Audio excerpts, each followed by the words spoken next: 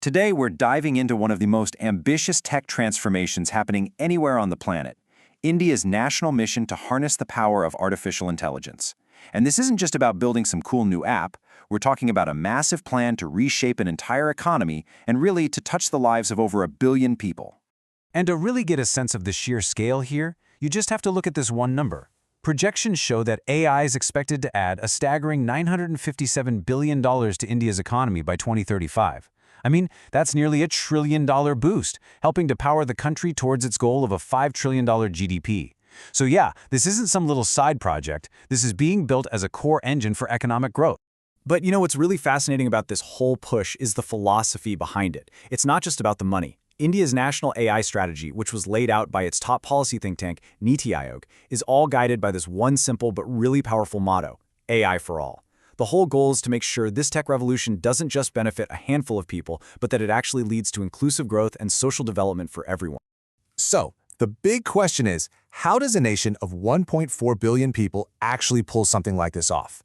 Well, it all starts in the engine room with the two things you absolutely need for any AI revolution: technology and, of course, data. And this right here is India's secret sauce, what people often call the India Stack. Just think of it like a set of digital rails that have been built over the last decade. You've got Aadhaar, which gives a unique digital ID to almost everybody. That ID then connects to UPI, which handles billions of digital payments, and DigiLocker for storing official documents securely. And the glue holding it all together is something called DIPA, a framework that lets people share their own data on their own terms. This whole stack creates these massive, real-world data sets that AI models need to learn and to work at a national scale. Okay, so let's quickly break down the tech itself. At the most basic level, you have machine learning. So instead of a programmer writing a bunch of strict rules for a computer, you just feed the computer a ton of data and let it figure out the patterns for itself. A perfect example: fraud detection in the UPI system. The more transactions the AI sees, the smarter it gets at spotting weird patterns that a human would probably miss. Now, if we build on that, we get to deep learning. This is a much more advanced kind of machine learning that uses what are called neural networks.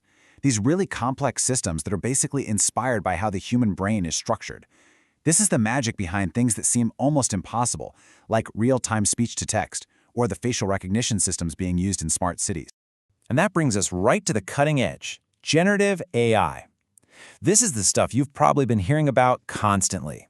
These models don't just analyze data, they actually create brand new content. Think ChatGPT writing an email for you, or an AI that can whip up an image just from a simple text prompt. This is the tech that's unlocking a whole new universe of applications and ways for us to interact with computers. So, we've got the foundation, we've got the technology.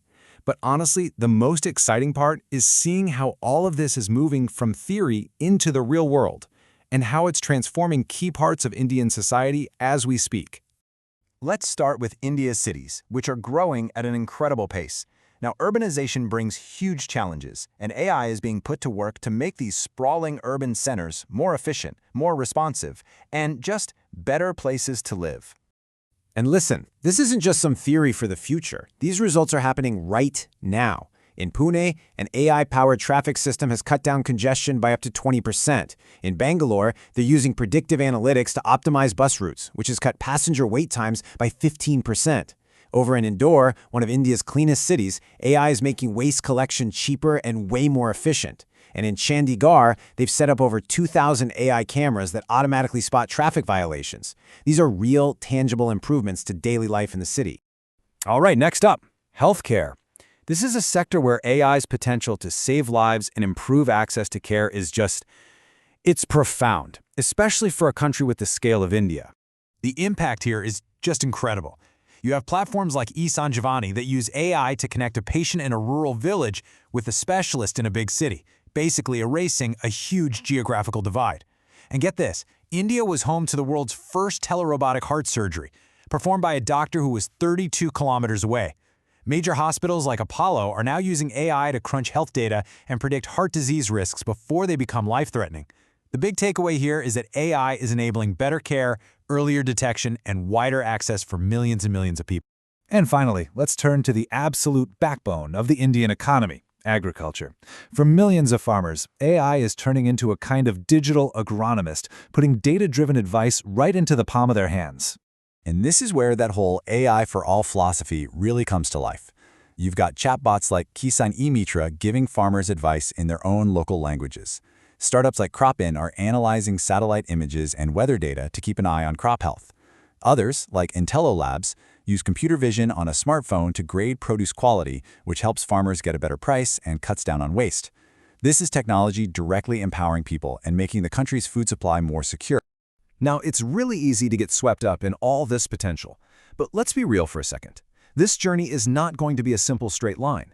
India is facing some pretty significant hurdles on its path to becoming a true AI powerhouse. Researchers have boiled them down into this handy framework called DSILC.